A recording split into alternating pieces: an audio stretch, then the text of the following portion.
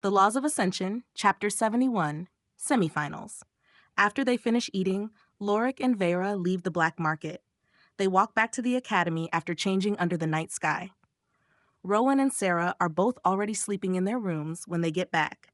The two silently enter their rooms and go to bed.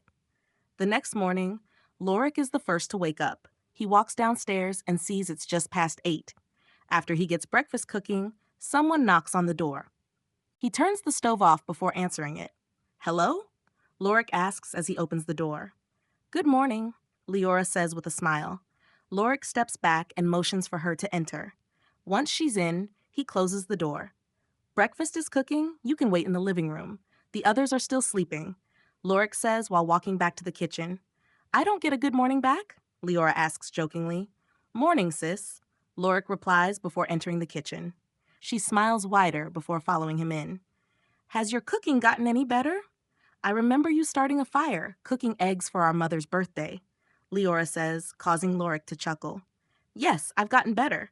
It's a lot cheaper to cook than to buy pre-made food." Lorik replies before sighing, "But I wish we could start a fire here. Roasting meat over flames is amazing, especially if you season it properly." Lorik says before going wide-eyed, "The spices." Lorik half shouts before sighing again. "The spices?" Leora asks, confused. "Back at the Founders Festival recently, Vera and I bought some spices from another kingdom.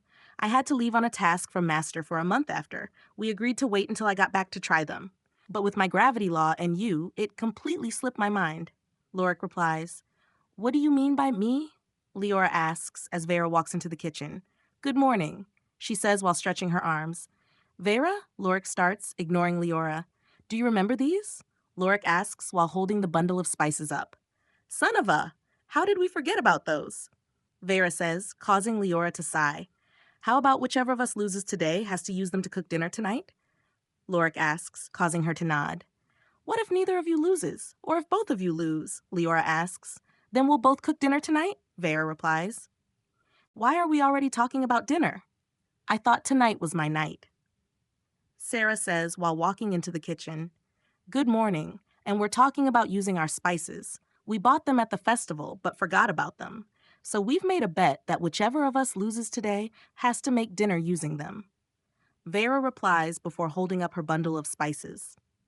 Lorik finishes preparing breakfast while the two read through the spices.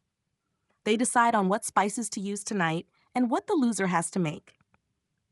"I'm tempted to come over tonight and steal a bite now," Leora says after listening to their conversation. "I'll save a plate for you." Lorik replies, causing her to shake her head. "I was kidding. I won't have the time tonight. I managed to finish my last project, but I still have work to do. I just wanted a break and came by early today," Leora says, causing Lorik to shrug. "I'll keep it fresh in my ring here. It uses time laws to slow down time inside it. So if you don't come tonight, I can keep it fresh for tomorrow morning." Lorik replies before taking the last batch of scrambled eggs off the stove. He carries the last of the food to the living room. Vera took the rest over as he finished. "Should I go wake Rowan up?" Leora asks just before a loud clap can be heard. "No need. Sarah's on it," Vera replies as a crashing sound is heard. "He really should be used to that by now," Lorik says, causing Vera to chuckle. "I don't think I'd ever get used to waking up like that," she says as Rowan and Sarah come downstairs. "Good morning," Leora says. "It was before I woke up," Rowan says, causing Sarah to hold her head up proudly. "So, have you found out who you're fighting today?" Leora asks as everyone sits down. "Not yet, since we're all on the same team and the matches are held in the main arena. They're waiting until the matches start to tell us who we're up against." Lorik replies. "Are you all confident about your matches?" Leora asks, causing Rowan to shake his head. "Hell no," he says before stuffing more toast into his mouth. "Why not?" Sarah asks as he quickly chews. "I comprehend 2 laws of the second echelon. Since I'm a 5th tier lesser mage now, I'm confident enough going against you or Vera, who are both 6th tier. With the 2 of you only comprehending 1 law, I feel like it'll be pretty even in terms of laws and levels. But Lorik here comprehends 2 first echelon laws. Not to mention, he's 4th tier, who can jump up to 2nd tier. It'll be fun fighting him, sure, but I'm not confident I'd win against him. Besides, you've all seen him fight. He's like a monster out there. Rowan explains, causing Vera to start coughing. Rowan? Lorik says with a fake gasp. Monster? That's the nicest fucking thing anyone's ever said about me. Lorik says, causing Rowan to burst out into laughter. What about the rest of you? Leora asks after Rowan has calmed down. I'm not sure if I'm confident, but I'm excited regardless.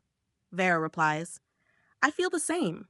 Even if I don't win today or tomorrow, I'm sure I'll learn from my defeat. Sarah adds, I'm not too worried. As Rowan pointed out, my soul ability is basically cheating for this tournament. I can freely jump 2 levels, widening the gap between us. Besides, I comprehend 2 laws, so they'll have more to worry about against me. But I've still prepared a few tricks for the matches. Lorik says, Like what? Leora asks, causing Lorik to smirk.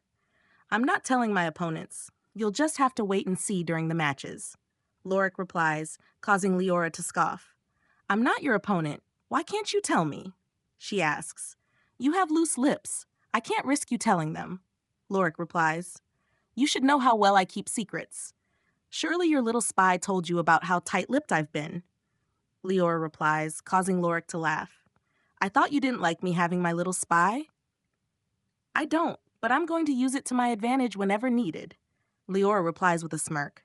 Speaking of Lorik, how do you get those reports of her academy? Vera asks. I meet my spy in the black market. They just hand me a bundle of handwritten reports that I read later.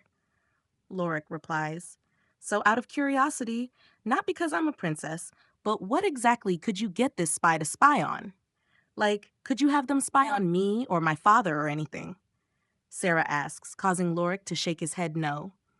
Not only is the castle security too tight, but you have Cyrilda. Our regular way of sneaking into places is to use equipment that hides our presence and aura.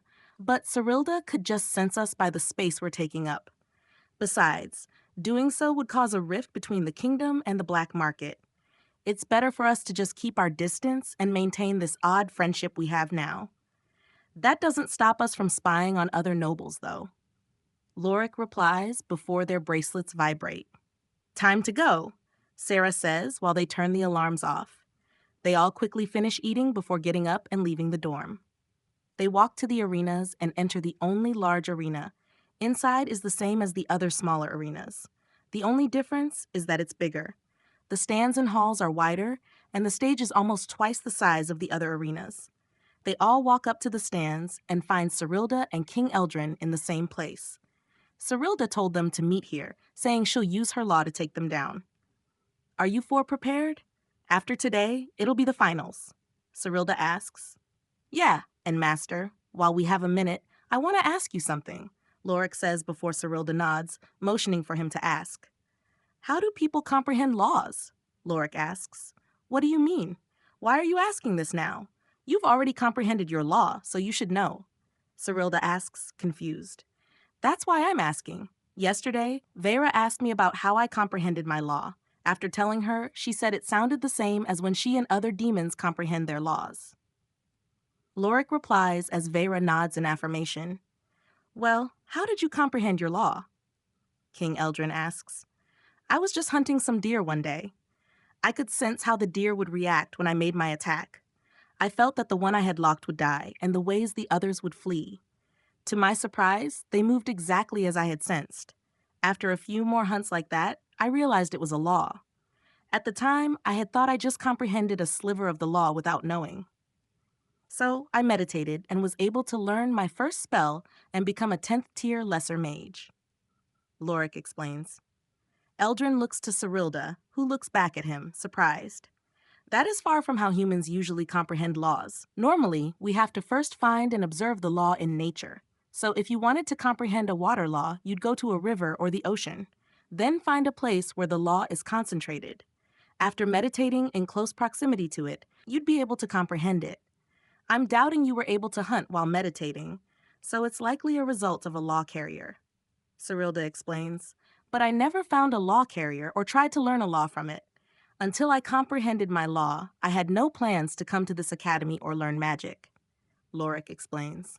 Law carriers are impossible to use without knowing. You have to specifically absorb the law, so there's no way he did so by accident before. Eldrin says to Cyrilda before her communications bracelet vibrates, Headmaster Arlen steps onto the stage in the arena. Time to start the matches. First up, Vera and Sarah. We'll come back to this later, Lorik. Cyrilda says while reaching out. Two dark purple magic circles appear under the girls. They disappear before appearing on the stage. You two remember the rules, right? Headmaster Arlen asks as they appear. Yes, sir, Sarah says as Vera nods. Good, then get ready. The headmaster says before Vera draws her soul weapon. She casts Destructive Blade, creating a long, dark red sword made of energy. It moves and flickers like flames. Sarah draws her daggers and waits. Begin! Headmaster Arlen shouts after ensuring the two are ready.